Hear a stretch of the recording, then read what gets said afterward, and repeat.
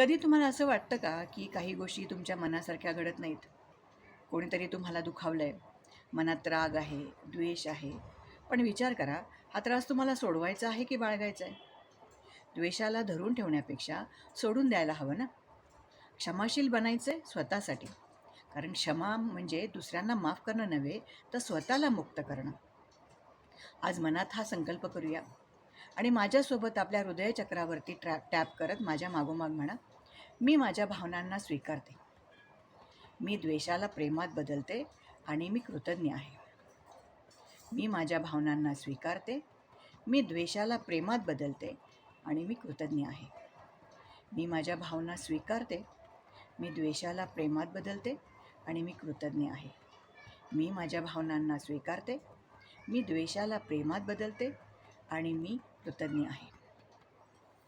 मन मोकळं वाटलं ना? चला, आजपासून नवीन सुरुवात करूया.